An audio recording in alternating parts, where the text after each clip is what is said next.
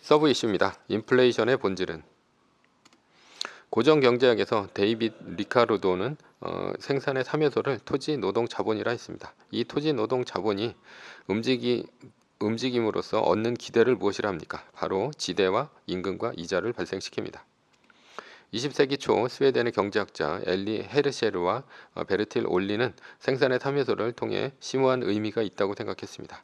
그것이 오늘 우리가 생각할 인플레이션의 본질입니다. 20세기 초 운송비의 하락이 일어났고 자유무역으로 세상이 바뀌었습니다. 그리고 현재까지 그 여파가 미치고 있습니다.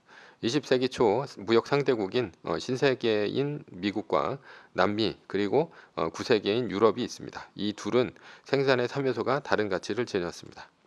미국은 토지, 노동, 자본 중에 토지가 싸고요. 노동과 자본이 비쌌습니다.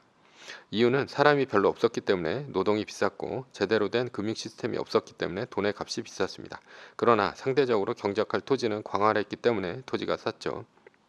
반대로 유럽은 토지, 노동, 자본 중에서 토지는 비쌌고 노동과 자본은 쌌습니다. 왜냐하면 아이를 많이 낳았는데 의학기술의 발달로 영아 사망률이 크게 떨어졌습니다.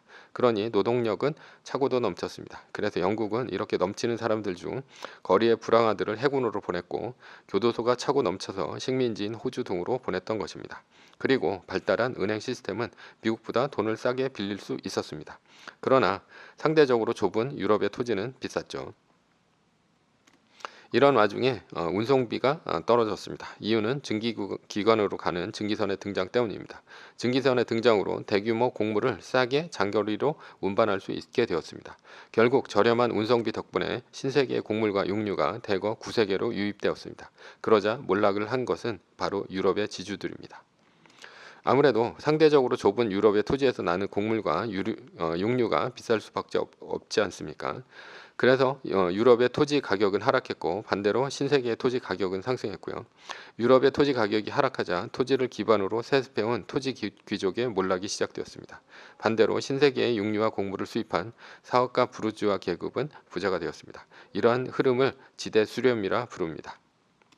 지대 수렴과 함께 노동 수렴도 일어났습니다. 유럽에는 사람이 넘쳐 임금이 싸고 미국은 사람이 없어 임금이 비싸니 대거 구세계에서 신세계로 이민이 늘었습니다. 1900년대 이탈리아의 임금은 아르헨티나보다 3배 쌌습니다. 애니메이션 엄마 찾아 산말리의 배경은 1900년대입니다. 줄거리는 이탈리아 출신의 아르헨티나 식모인 엄마를 주인공인 마르코가 찾는 내용입니다. 결국 세계는 운송비의 하락, 자유무역으로 부유해졌고 굶어 죽는 이는 현저하게 줄었습니다. 그러나 한편으로 토지 귀족의 몰락을 불러왔습니다. 자유무역과 운송비의 하락이 1900년대 끼친 영향입니다.